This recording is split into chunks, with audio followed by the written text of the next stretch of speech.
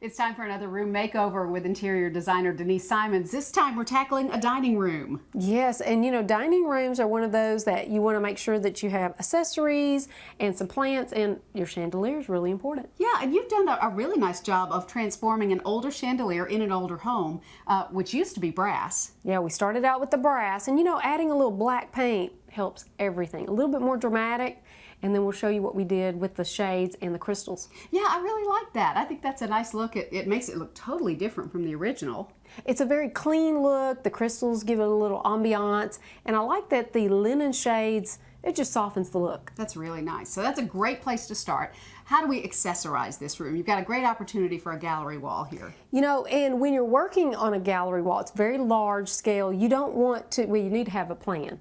And some people like to draw it out, you know, as scale. Like on graph paper? Right, you can do that on graph paper. You can also cut it out. You can lay your pieces down, and you can cut them out of butcher paper or newspaper. Place it on the wall with some tape so you know where to hang them. I like to lay them out on the floor, see how they, you know, they relate to each other, and then start hanging.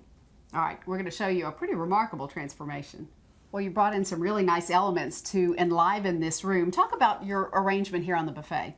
Well, it's nice to have some symmetry, and because we had a large portrait, it was nice to just lean it, because you're usually going to be seated in this room, so you want it more at eye level. Okay. And also the chandelier posed a problem. You couldn't see it as you walked into the room. It would block the picture. That's a great solution, but you needed something above. Yes, and this architectural piece just caps it off really nicely. And then we've added the greenery. Green always brings a lot of life into the room, and these topiaries really add a lot on either side. This is an interesting arrangement, and I would not have thought to do it this way. Tell me the strategy here. Well, we wanted to place something as symmetrical on both sides, so adding the art piece on the top, but we needed something to balance it. And you know, sometimes when you're looking for accessories, you don't have to look any further than your china cabinet. And a lot of people have beautiful china they don't really use. She has 2 teenagers, so she doesn't use the china a lot. But this was great on the wall. I like that it was contrasted with the wall. But if you were using white china, you could always paint it a color, you know, your wall color in reds or greens. Sure. What you need to do, though, is you need to purchase these.